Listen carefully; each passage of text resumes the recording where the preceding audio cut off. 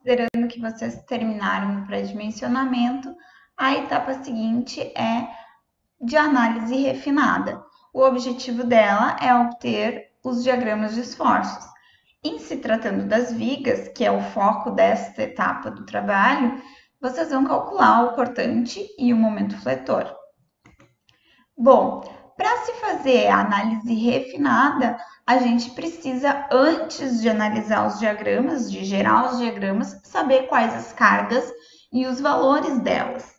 Então, vocês já definiram quais as cargas pontuais. Eu comentei com vocês na aula passada que a carga distribuída ela sempre vai existir, porque o próprio peso da viga é uma carga distribuída. Aqui, avaliando carga distribuída em viga, se trata de uma unidade do tipo quilonewton por metro, certo? Então, neste momento do trabalho, vocês vão trabalhar com uma viga isostática. Vocês já podem visualizar qual é essa viga que vocês vão trabalhar. Quais são as cargas, então, que a gente vai considerar? Essa parte das cargas independe da viga ser isostática ou hiperestática, mas a sugestão é já para vocês irem entendendo como vai ser feito esse cálculo para o caso de vocês. Então, nós vamos considerar como carga distribuída o peso próprio da viga, a reação que a laje vai impor e a reação de outra viga, que seria uma carga pontual.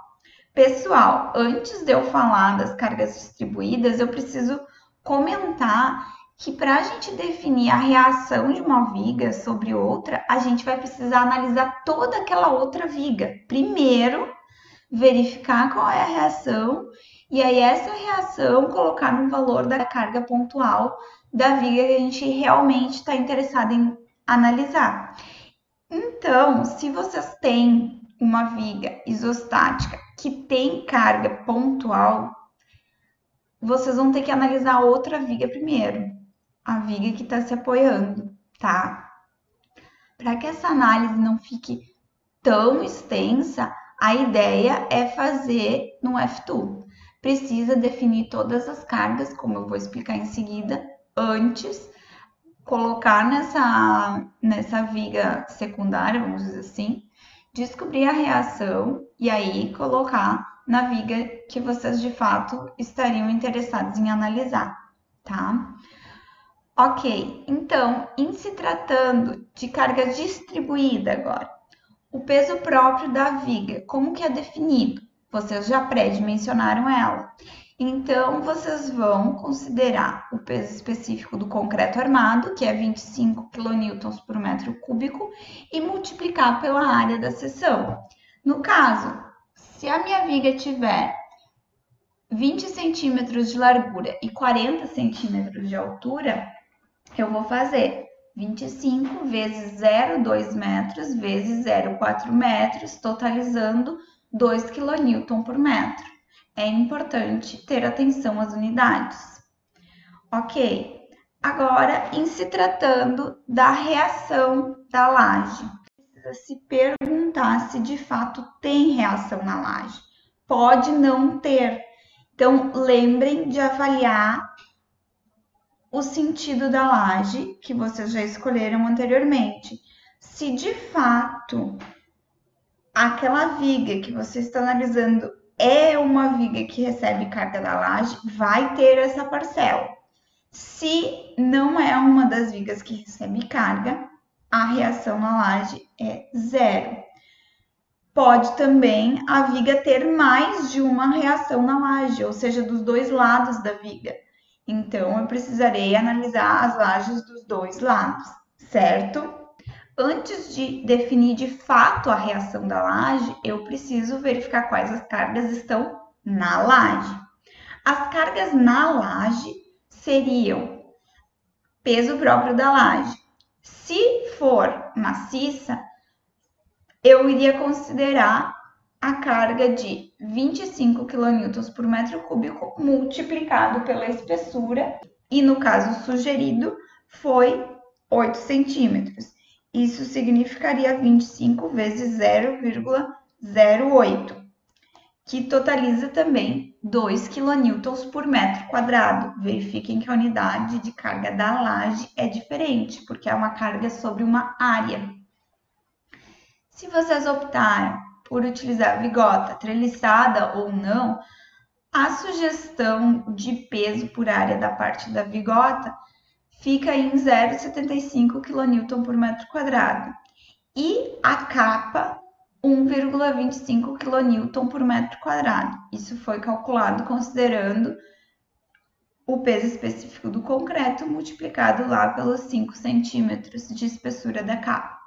Então, resumindo, se utilizar a vigota, a sugestão é 2 kN por metro quadrado, certo?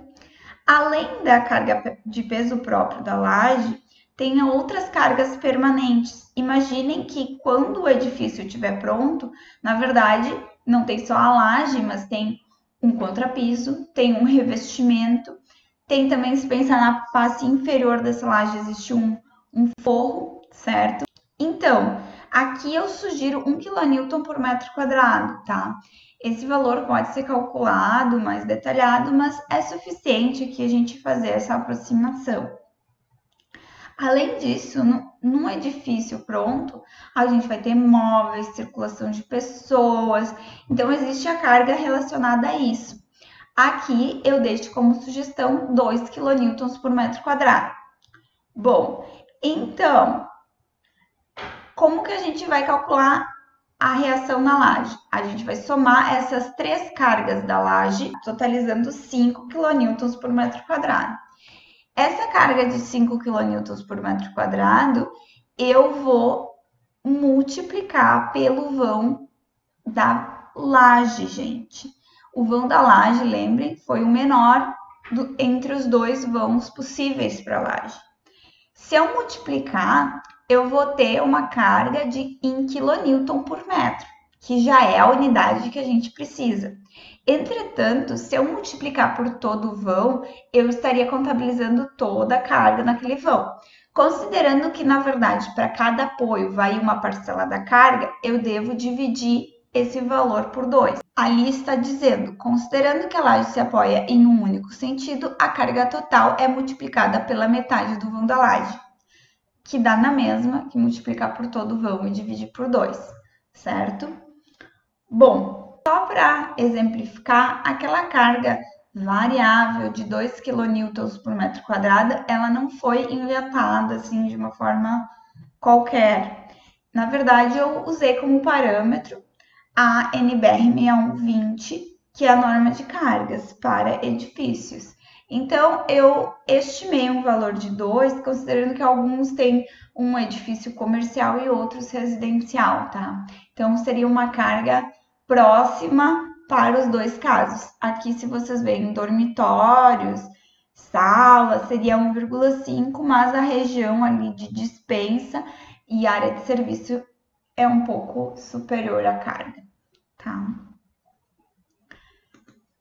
Bom, tendo todas as cargas, os vãos, os apoios, dá para começar o cálculo. Em se tratando de uma viga isostática, tem que calcular as reações, definir as seções e fazer os diagramas pelo método que vocês quiserem, tá? Se for viga hiperestática, então essa forma de análise não é suficiente, na verdade, ela não vai nos levar ao resultado. Precisa utilizar outros métodos que vocês ainda não aprenderam. Justamente por isso, nesse primeiro momento, a ideia é analisar uma viga isostática. E se vocês tiverem uma viga hiperestática descarregando nessa viga, que vocês vão analisar, vocês devem fazer via F2, tá? Como eu comentei antes. Bom, a intenção, então, é que vocês façam o cálculo manual desta primeira viga isostática, mas também a análise do F2 dela. Porque vocês podem comparar se os cálculos de vocês estão corretos, né? E a ideia é que vocês façam o cálculo até obter o resultado que o F2 vai indicar, tá?